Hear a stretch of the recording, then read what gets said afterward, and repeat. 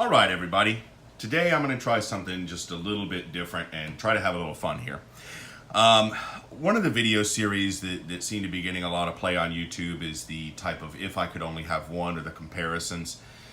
You know, Glock 19 versus M&P 2.0 compact, or the VP9 versus the blah, blah, blah. And they're cool videos. I watch them all the time. I really enjoy them. It's nice to see those detailed comparisons of each firearm and get opinions and you know, kind of use those to shape, you know, a purchase that you might make. I think they're invaluable. KS Gun Guy probably has the best ones that I've seen. Goes into extreme detail on them, has shooting of them, you know, sizes, weights, things like that. So if that's what you're looking for, go on over to his channel, because I'm not doing that today. If you want to look up the specifications, there's a billion videos out there on them, or you can just Google it.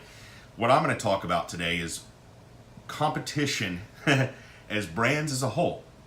So not a Glock 19 versus an M&P 2.0 compact, but Glock versus Smith Wesson. Which manufacturer do I think is superior for my reasons?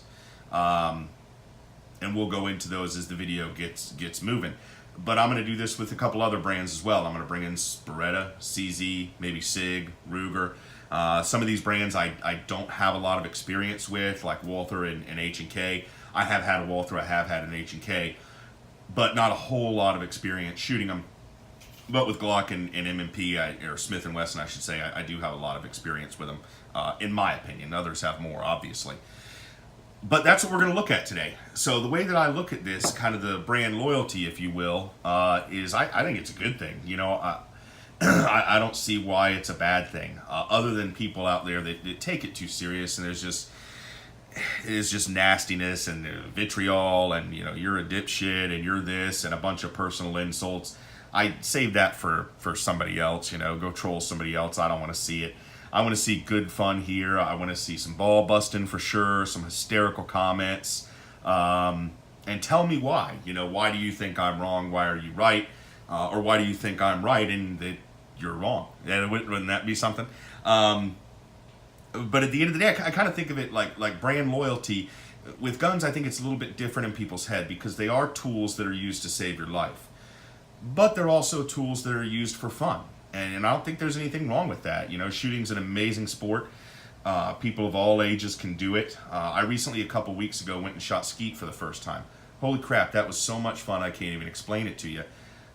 Fantastic. I'm absolutely going to do it again. I'll be picking up a shotgun for that. I only have a pump action right now. And that's something I really want to get into, because it was an absolute blast. Even out here in Florida when it's 100 and God knows what degrees, it was so much fun. So to me, it's kind of like brand loyalty is almost like sports teams. You know, you have your Boston Bruins or Tampa Bay Lightning, the Bucks, the Dolphins. I'm a Florida guy, obviously. I went to USF. I'm a Bull for life. You know, go Bulls, can't wait for this season. I also grew up in an Auburn household. So from, you know, the time I could take my first breath, I was inundated with Auburn. So I love Auburn, been to a ton of games. And with that type of atmosphere, you get a lot of fantastic banter and some nice trash talk between fans. But there's always those people that can take it too far.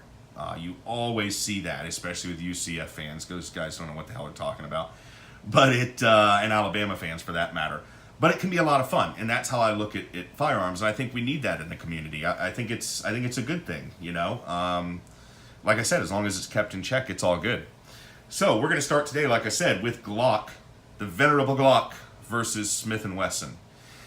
I think the first one I'm going to pull out here is obviously the most recognized Glock there is, the Glock 19. What's so great about the Glock 19? Well, damn near everything. It kind of started the concealed carry craze, I suppose. It's one of the most popular handguns ever to be manufactured. And I think it's an iconic handgun, which is something it almost makes me throw up in my mouth saying it, for a god-awful ugly plastic polymer gun, to put it in the same category as a 1911, Colt single action, Army, any revolvers, a Beretta M9, a P226, German Luger, things of that nature. But it is. I mean, I don't even think it's really deniable that it should be on the Mount Rushmore of firearms. It's changed so much about the industry, and everybody is chasing that Glock train with everything they've got. Some people have caught it, in my opinion. Some people have done things better, but none of them have the track record. None of them have been put to the test like the Glock 19, and I don't think any of them have a following like the Glock 19. Y'all are friggin' crazy. But it's, undeniably great. It's one of those handguns where I said, if I were to dwindle down my collection, I can't really see it without a 19, even though this is not my favorite polymer gun, I don't think. I don't shoot it the best, that's for darn sure. No, it's not my favorite polymer gun, let's be honest here. It's not, but it's one that I think you should have in your collection. Like I said, along with maybe, say, a revolver, a good double action, single action, and maybe a 1911. I think it's there. It's one of the best of all time, and it's deserved, or it's gotten what it's deserved. The way people look at it, almost in a cultish following type way, it deserves it. Awesome gun, super easy takedown, cleaning, reliability. Like I said, a lot of people are following them, and not many have caught them, if any. Some people would say none. Next would be something like the 19X. I don't have a 17 anymore, so we're going to use the 19X as this, which would be, in my opinion, a full-size duty gun. 17 plus rounds, full-size grip. This one does have the 19 slide. I like this better than the 17, so I don't have it anymore. I shoot this much better. It's balanced. We all gave them hell when they came out with this thing. Oh my Lord. Some of the memes were just absolutely hysterical with a barrel like this long. Oh God, it was fantastic. But I love it. I shoot it really well. This would definitely be up there if you were to say, battle guns. I kind of think the Army should have taken this one, but that's for another video. So again, Glock, same as the 19, fantastic reliability. 43, my daily carry gun. I would say this is carried probably 75% of the time, 80% of the time now. And it's because, I have other double stacks that I shoot better, that feel better. But, at the end of the day, I like carrying a very small pistol. As I've said in other videos, I got some LBs to drop. And that's kind of, right now, for me to be 100% comfortable carrying it. And by that, I mean, I don't feel like I'm having to constantly worry about it being printing. Printing is something that bothers me. It doesn't bother everybody. And that's cool, whatever. It bothers me a little bit, so I do like to have them concealed. And I trust this thing. Obviously, I trust it with my life. And to kind of segue over to the M&P, the Smith Wessons, I don't have a shield, but all of you are familiar with them. It's a similar size gun, carries one more round. If I had a Smith & Wesson shield, would I carry it just like a Glock? Yeah, of course, absolutely. As far as I'm concerned, they're basically the same gun. Other than the one round different, I wouldn't think twice about it. To me, this one truly is a tool and nothing more. I don't love shooting it at the range. It's not that I hate it, but it's just, come on, you have other, full-size guns that are much more fun. I can shoot more accurately. So I take this one and I shoot it because I want to be comfortable and I want to be proficient. But it's 100% a tool. It goes in a holster, bye-bye. So if it was a shield, I wouldn't think any different of it. No problems whatsoever. So basically the gist of the Glock is it's an iconic handgun, excuse me. I can't barely get the words out of my mouth. It's an iconic handgun in my opinion. It's changed the way people look at and build firearms. It's changed military contracts, police contracts. It's done so much for the firearms industry that I think it will forever have a place. A lot of people, including myself, will say, well, Glock hasn't changed in forever. And, that's cool. That's their prerogative. They feel that they've gotten close to perfection or perfection, whatever they want to call it. And they're not going to change the damn thing, and you're going to keep buying them. And frankly, so am I. So I guess we're to blame. But, they are what they are. And if you don't like it, kind of like Henry Ford said, you can have any color you want as long as it's black. Next, Smith & Wesson. So, in comparison to like a 17 or the 19X, you have the M&P 2.0 full size. This one's the 5-inch FDE. I did have a Smith & Wesson 1.0 M&P full size with the safety. This one also had a safety, but I deleted it. And, frankly, I didn't really like it. I did have a Shield 1.0, which I did like. But the M&P 1.0, I didn't shoot it very well. The trigger was crap. The ergos were good. The slide serrations, which are still carried over to this one, are great. Some of the best that I personally, I think, in the industry. But the M&P 2.0, when it came out, I heard a lot of videos about, well, they didn't change much, and what did they do? They may not have changed a ton, but what they changed made a ton of difference. I think the trigger is much better. I do like the metal insert here into the frame. Maybe it's a warm and fuzzy thing. Maybe it does make a big difference, but I like that idea to strengthen up this section of the frame, and I thought that was a pretty cool idea. The front slide serrations, which are useless, but they look good, which is cool. Not everybody has to look like dog poop Glock. Glock's got that more market cornered. But the serrations are fantastic. The grip texture is great. Definitely don't need to add anything to it. It will rub you a little bit, if you're carrying it concealed and you don't have an undershirt, it will chafe a little bit, but yeah, suck it up. I had to. But I shoot it well. And again, it does come with better sights. It comes with metal sights, although I've changed them because I like the Ameriglows. But again, for a polymer gun chasing that Glock train, I think Smith Wesson was probably the first one that really was in their rearview mirror. I think they put a dent into the Glock market. And I don't know if this is true, but I would say, maybe it gave other people a little pause and say, well, hell, Smith & Wesson took the chunk out of the market. Let's go see what we can do.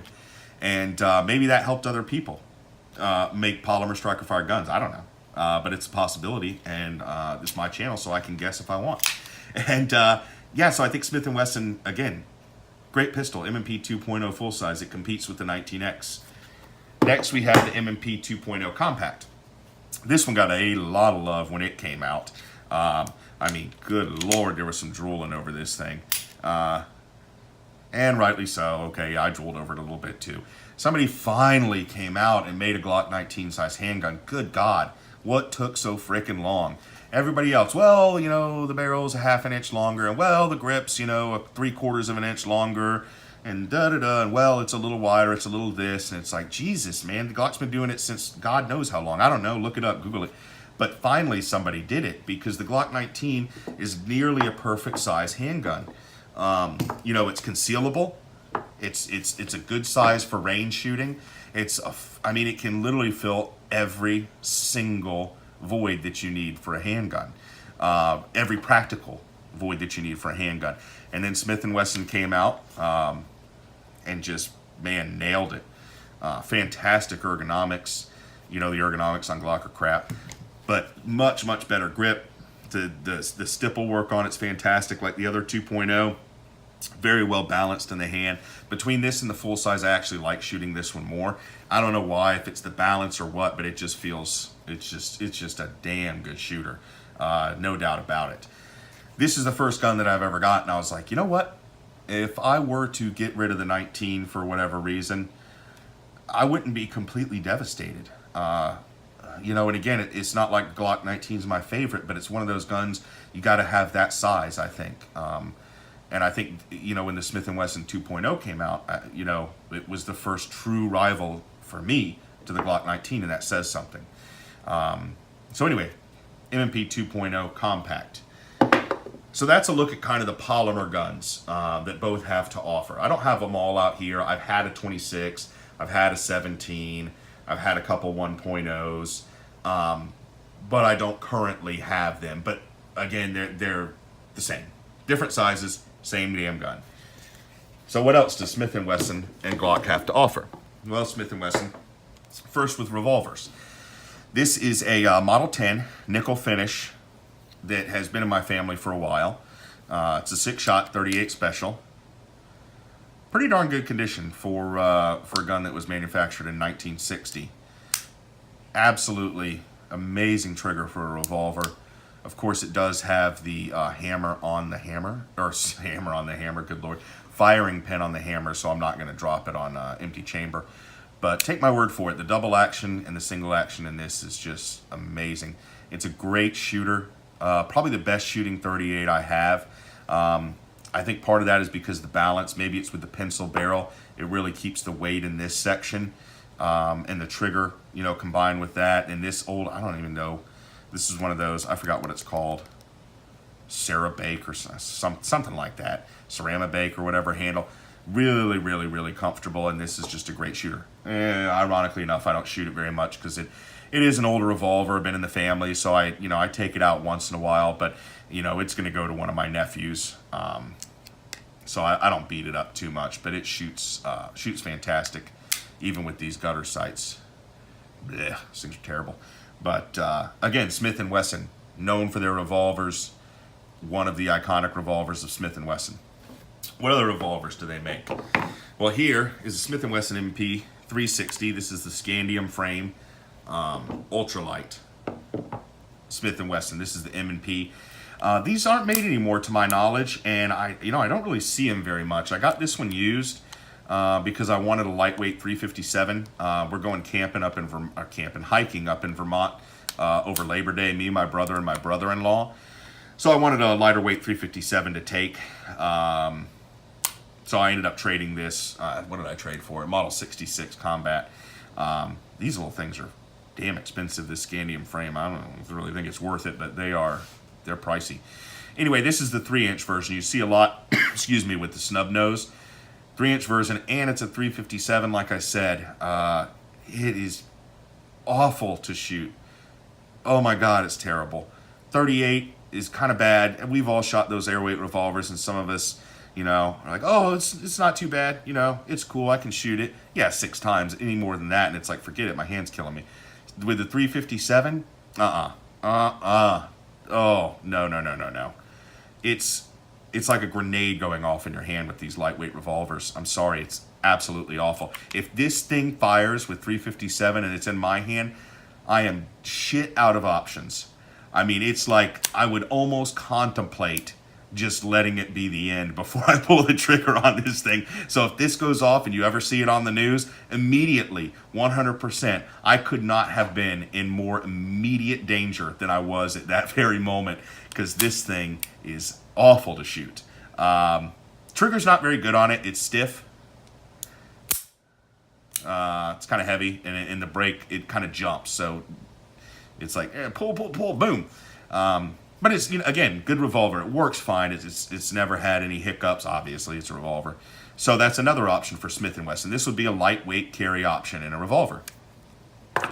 Another one, just a range toy, really. This is a 625 Jerry Michelica version. Great grips. These are, I guess, grips that he designed with somebody, and they're, you would think, oh, there's, you know, it's not much to it, you know, but damn, they're really comfortable. Big fan of them. And this is a 45 ACP, big old frame, big heavy gun, good trigger. It's not a performance center or anything, but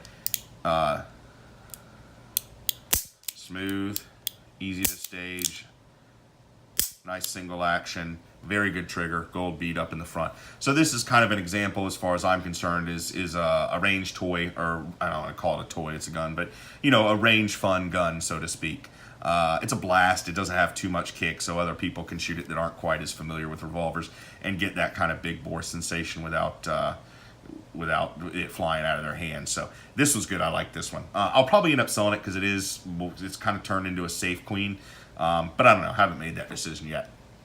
And the last but not least, the venerable 686 Plus. In my opinion, the best revolver on the market right now, and I think it has been probably for quite a while. 7 shots, 357 Magnum. It's hard to call it a compact package, but, you know, I mean, snub nose barrel, not very long grip. It weighs a significant amount. It's solid steel. This particular one, has a very good trigger. I mean, really nice. Of course, I'm reaching around a camera now, but really good trigger. The one I had before this was same gun, Talo edition, so it had wood grips that were designed for an alien's hands. They were complete crap, but they looked beautiful. But the trigger wasn't very good on it, and I ended up selling it, and I was like, I got to get another, 686 Plus. So I ended up buying this one. I traded a Ruger 1911 for it, and I'm glad I did. Ruger 1911 was great, but this is this is it, man. If you want one single revolver, 357, I would say this. If you want something smaller for carry, maybe look at the Model 60 or the 66. But overall, I would say this one's the king. And Smith Wesson also makes 1911s, which I don't have. I do have 1911s. I don't have a Smith. I've heard good things about them. So you have to throw that into consideration with Smith & Wesson too. What else do they do? Alrighty. Good old AR-15. Probably the most popular budget or entry level, which is crazy to call it that. It's an awesome rifle, period. Entry priced AR-15s. This was, in fact, my first AR-15. And I've shot it a good amount. Never had a single hiccup. Mostly shoot cheap garbage out of it because, you know, it's cheap. So that's cool. It's a range toy. Damn it, I said it again. It's a range gun for me. I do have other ARs that have red dots and stuff on them, some Daniel Defense. But this was just a blast to take out, especially with people that haven't shot ARs, and especially if they're not knowledgeable about it, man. One of the things that I realized, talk about getting off on a tangent here, we're going to take a quick pit stop. Take people out shooting, and we'll have a couple rifles. I may have this, I may have, obviously, a 22, I might have a lever action, whether it be a 357 or a 30-30, maybe a 12 gauge, which nobody likes to shoot. And people will shoot all these firearms, including even some 9mm carbines. I say, what's your favorite rifle? This. Guys, girls, old, young, they all enjoy shooting the AR-15 the most. And it's really cool to see that when people go in with this certain perception of what the AR-15 is, and then they just go out and have fun and shoot it, and they leave with a completely different perspective on it. So anyway, back onto the comparison video. Again, one of the most popular entry-priced AR-15s on the market. Mine's great. I love it. You know, I would absolutely recommend this as either a first, second, third, fourth, whatever AR. I think they're great. Like I said, mine stays under the bed, and I've been nothing but happy with it. So, when we're talking about brands as a whole, just a quick recap. What do they have to offer? Glock has the Glock pistol and nothing else. Jack shit. You get a Glock pistol, it's Henry Ford. You can have it in any color as long as it's black. So you're going to get the Glock pistol. Are you going to get one of the best handguns ever made? One of the most popular handguns ever made? One of the most tested handguns ever made? Yeah, every time. Every time. I've never been disappointed with a Glock. It is what it is. There's a million videos out there. What do you get with Smith & Wesson? Well, you get 1911s. You get classic revolvers. You get a little more modern revolvers. You get reliable polymer striker-fired guns.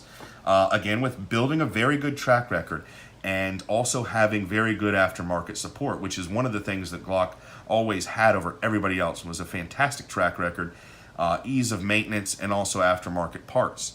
And they've been kind of resting on those laurels a little bit, so to speak. And that's cool. If they want to make just a Glock, bang, bang, then they can make just a Glock. But people are catching up with them, and that's not going to last forever. You know, the market share is you can see it. You can see it when you're in a gun store. People are looking at other guns. Glock is probably still maybe the king. I don't know. If you added up all the other ones, I'd probably say no. None have really pulled out of the bunch other than some of the Smith & Wessons early. So I just don't think that Glock has done anything. And if that's the way they want to be, and you say, I want a polymer striker-fired pistol with the best track record, ease of maintenance, ease of use, I can throw it in my drawer, never worry about it. Should I get a Glock? Heck yeah, absolutely, boom. But when it comes to manufacturers as a whole, Glock versus Smith & Wesson, it's not even close. This is the easiest video I'm going to do on any of these series. Smith & Wesson blows them out of the water. It is not even on the same planet. There's so many more options with Smith & Wesson.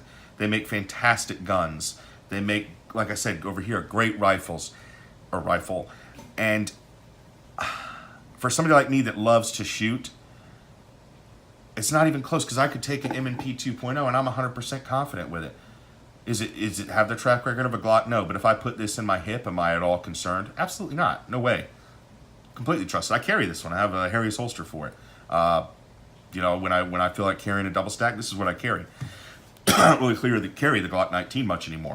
But from time to time I will. It's a good truck gun, good boat gun. So basically the gist of this is, for everything that Glock is, man, no, I'll take Smith & Wesson any day of the week and twice on Sundays. So what do you think? Do you think that what Glock makes is so fantastic and so far above everything else that they can't compete? Or do you think that Smith & Wesson blows their doors off? So I want to see the comments down below. I can't wait to see what people say to me about how wrong I am, or maybe how right I am. So anyway, let's have a little bit of fun with this. I'll decide which one I'm going to do next. I haven't completely made up my mind. But tell me, Glock or Smith & Wesson, who's the king?